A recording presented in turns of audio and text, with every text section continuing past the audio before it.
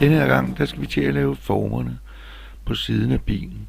Og først så tegner jeg selvfølgelig bilen fra siden af, så det er lidt nemmere at forstå. De stiplede linjer her, det er det, hvor der skal bøjes, så bilen den får lidt mere runde side end helt flat.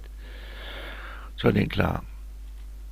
Det her træ, som jeg bruger til at bukke rundt om og til at holde siden fast, det er sådan noget, jeg har fået af nogle søde mennesker, som jeg kender, som de alligevel ikke skulle bruge. Siden af ruderne, de får også et buk. Og her er det simpelthen en bagskærm, jeg er i gang med at bukke. Og forskærmen, den skal helst være rund, fordi der skal sidde nogle lygter, og det ser pænest ud, hvis den er rund. Altså helt rundt, det bliver den ikke, men altså det bliver den måske, når jeg limer forenden fast. Så vil jeg gerne lime nogle stumper træ fast, og dem skal jeg til at save, og det bruger sådan en kasse her til. Den er rigtig nem, fordi jeg skal ikke bruge vinkelmåler og alt sådan noget. Det er bare pindene, og det er jo så godt, når man kender nogen, der kan give en sådan nogen. Fordi jeg bruger en masse af sådan noget træ, når jeg går og bygger, og så er det jo rart at have sådan noget liggende. Det bliver der målt op, og så er det bare at save. Stumperne, dem saver jeg helt utroligt hurtigt, fordi det har øvet mig på i rigtig mange år. Så er det tid til at lime dem fast, og jeg digter bare en måde, de skal limes fast på. Det kan man jo ringe og høre om, hvis det er, at man vil vide, hvordan jeg har regnet den ud. De skal limes. Der bruger noget rigtig dejligt trælim, fordi jeg har regnet ud, at det limer også rigtig godt på pap. Så det kommer til at sidde rigtig dejligt fast. Det skal jo helst ikke falde fra hinanden. Nu skal det tørre. Der ligger jeg nogle brædder, og så ligger jeg noget tungt ovenpå, fordi at så sidder det jo rigtig fast, og det er ikke meningen, de skal falde af. Her er det tørret, og bag, der skal jeg lige tegne formen. Der bruger jeg bare bagskærmen til at tegne efter. Der var en lille snip, jeg ikke havde skåret af, og den er god til at tegne efter, fordi det er den form, det skal have. Og her ser man det. Det er jo helt fantastisk. Der går jeg i gang med at save de der sider, der skal i første omgang holde fast. Men forneden, der kan det ikke være helt formet efter spidsen, så dem saver jeg lige en lille snib bag, så det kommer bedre til at passe. Her, der kommer jo lige, bliver det endnu bedre. Og for inden for der, hvor hjulet skal sidde, der bliver jeg nødt til at skære noget pap af. For ellers kan hjulet ikke komme til at sidde inden under bilen. Så bliver der hul. Og nu skal jeg lige skære en lille stum, som ikke skal være med spids i den ene ende. Fordi så kan hjulet jo ikke komme til at sidde. Fordi den der snip, eller det der hjørne, det kommer til at sidde nede under. Det går i vejen for hjulet. Det skal bare limes fast, ligesom det andet. Og nu kommer det til at sidde bedre fast, uden de der, eller med de der, fordi at det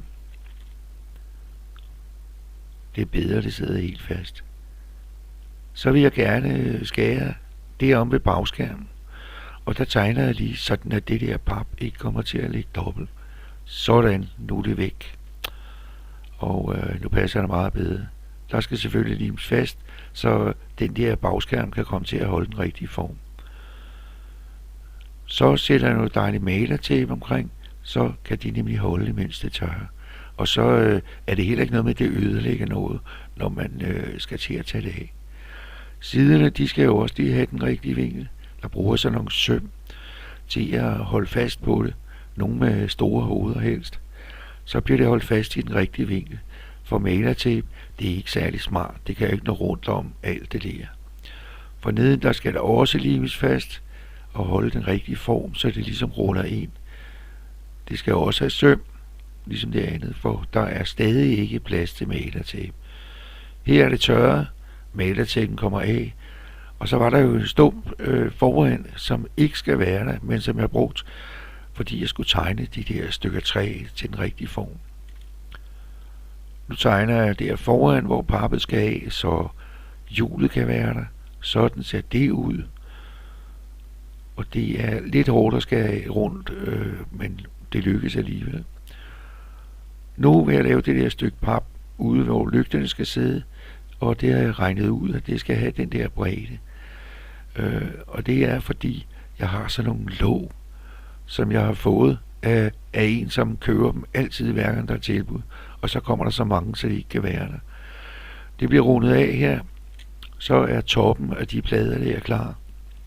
Her tegner jeg, for neden skal det jo ikke være helt rundt, ligesom foran. Og det skal jo passe, fordi ellers så kommer det til at se underligt ud. Der skal jeg en snit eller snut af pappet af, fordi så kommer det jo til at ligge dobbelt, og det bliver ikke særlig pænt.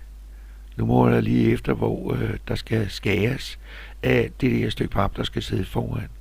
Jeg vil gerne have sådan en spids for neden, eller sådan at det bliver kantet for neden, fordi at så kommer det til at se pænest ud.